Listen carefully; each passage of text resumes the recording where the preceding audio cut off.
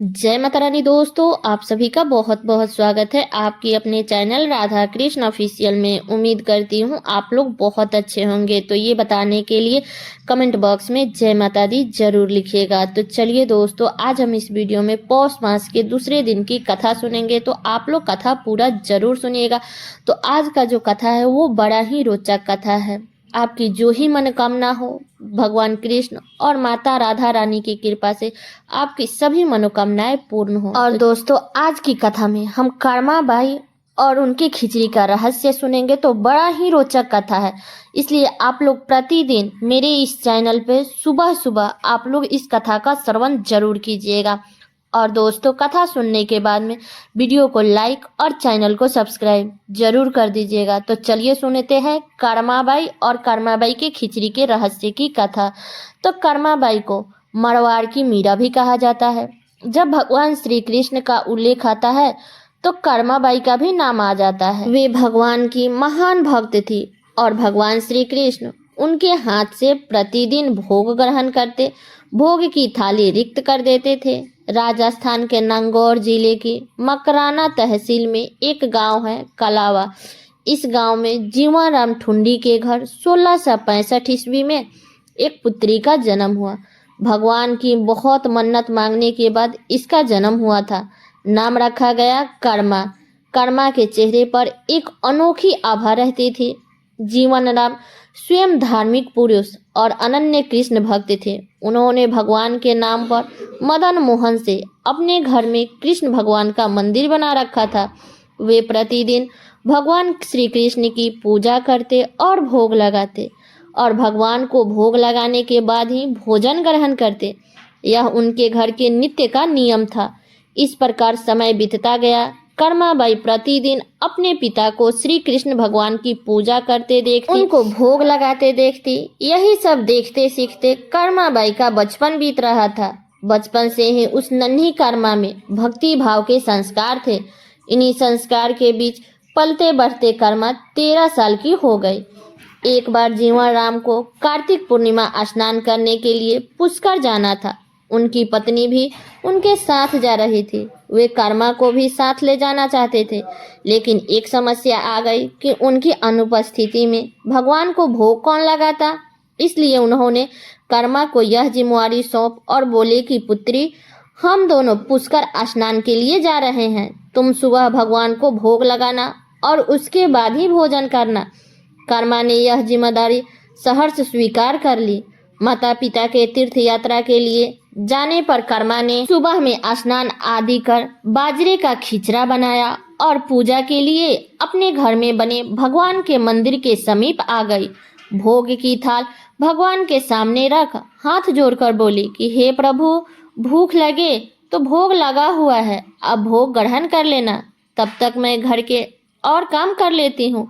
भगवान के द्वारा भोग ग्रहण नहीं करना। इसके बाद वह काम में जब जुट गई तो बीच बीच में वो थाली में देखने आती, लेकिन भगवान ने खिचड़ा नहीं खाया था। बहुत देर होने के बाद भी जब भगवान जी ने भोग ग्रहण नहीं किया तो उसे चिंता हुई कि क्या पता भगवान जी को खिचड़े में स्वाद न आ रहा हो, इसलिए ग्रहण नहीं कर रहे हैं।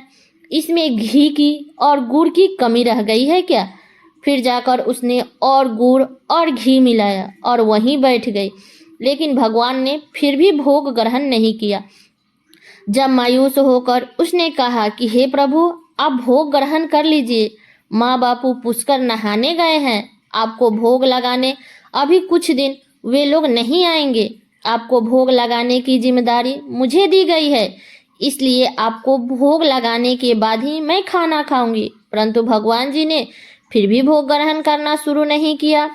फिर कर्मा ने उनसे शिकायत करते हुए बोली कि माता पिताजी, जब भोग लगाते हैं तब तो आप भोग ग्रहण कर लेते हैं, फिर आज क्यों भूखे बैठे हैं। इतनी देर हो गई, खुद भी भूखे बैठे हैं और मुझे भी भूखा रखा है। यह सब बोलकर वह भगवान के भोग करने की प्रतीक्षा करने लगे।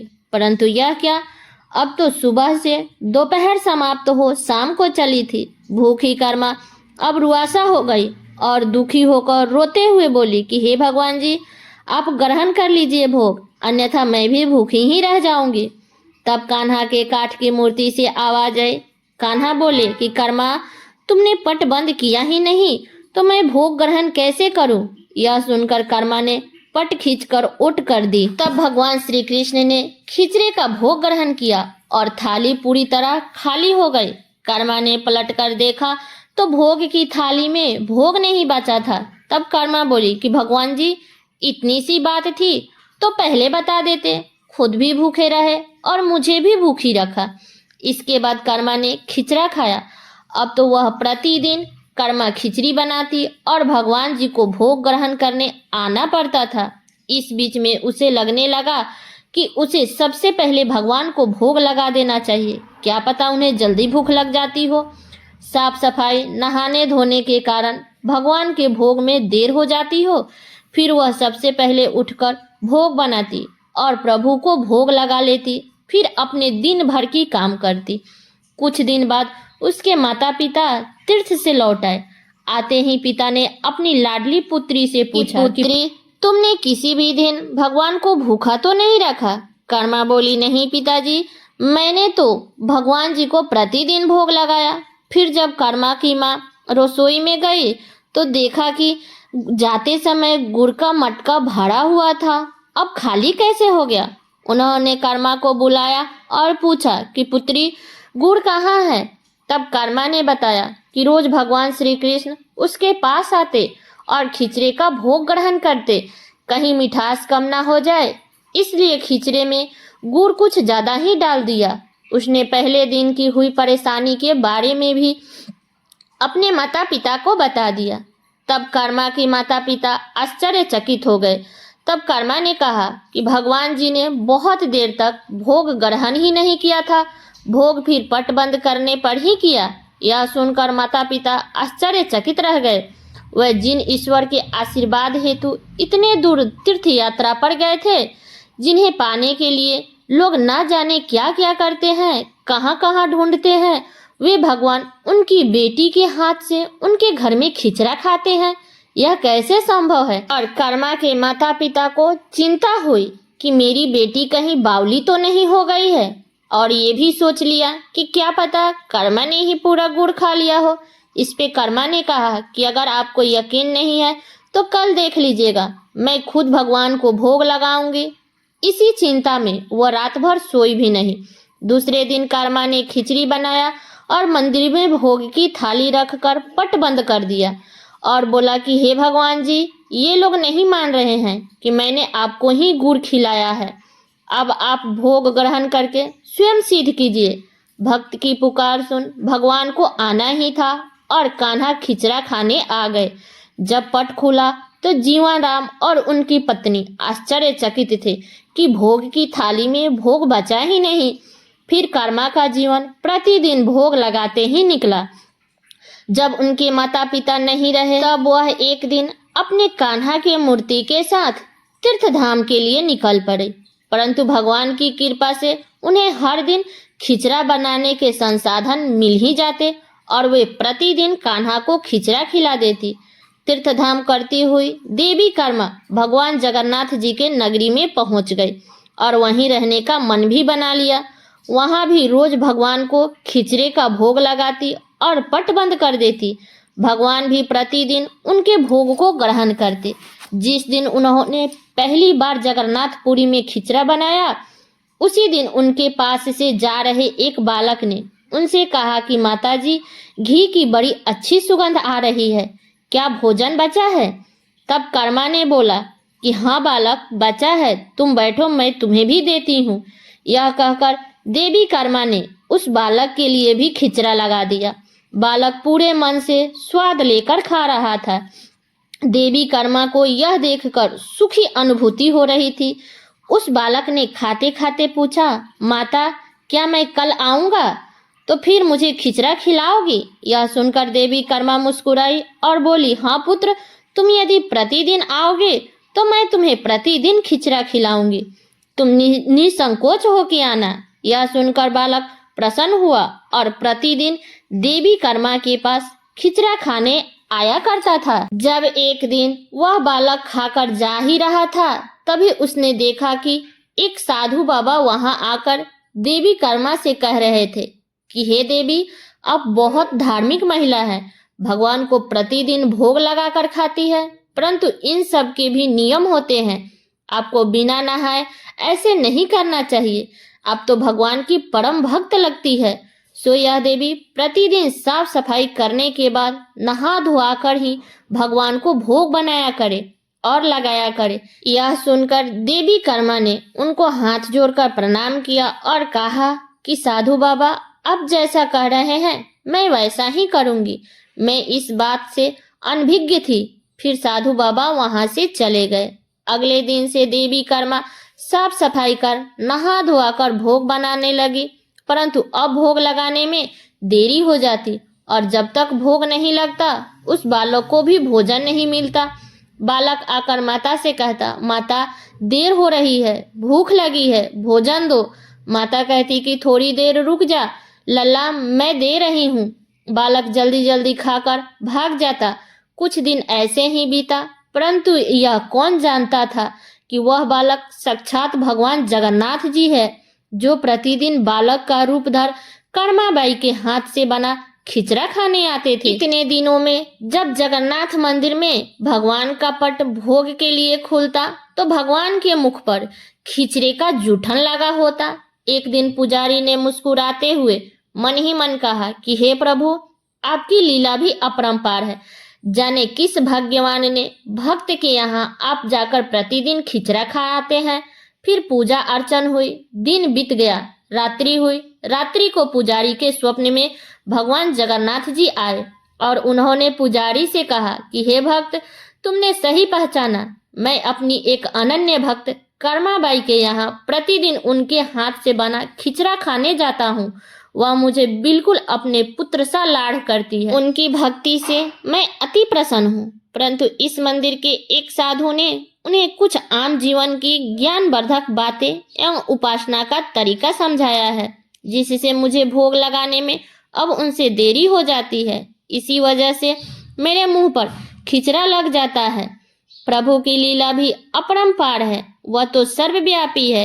एक ही समय अलग अलग स्थान पर हो सकते हैं, परंतु मुख पर खिचड़ा लगने की लीला उन्होंने इसलिए रची ताकि पुजारी के मन में यह प्रश्न उठे कि उस प्रश्न के निवारण में प्रभु पुजारी जी को यह बता सके। आम जीवन में हम अपने ज्ञान को जब दूसरे को बताते हैं तो वह सदैव ज्ञान के लिए होना चाहिए, ना कि भक्त के भाव को बदलने के लिए।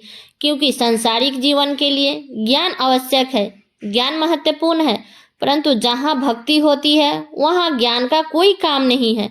भक्ति में भक्त अपने प्रभु के प्रेम में डूबा रहता है। उपासना के कई तरीके हैं। जितने भक्त, जितने उपासक, उपासना के उतने तरीके हैं। जब ईश्वर ने ही उपासना के तरीके पर प्रश्न नहीं उठाया तो किसी को भी किसी और की भक्ति पर प्रश्न नहीं उठाना चाहिए। साधु गलत नहीं थे। साधु अपने ज्ञान के हिसाब से ही कार्य कर रहे थे, वह सही थे, परंतु उन्हें ये पता नहीं था कि जो महिला प्रभु के बिना नहाए खाना बना देती है, उन्हें भाव सिर्फ इतना ही था कि मेरे प्रभु को जल्दी खाना मिल जाए, वह भूखे ना रह जाए, और यह प्रेम भाव प्रभु के लिए हर नियम से ऊपर था।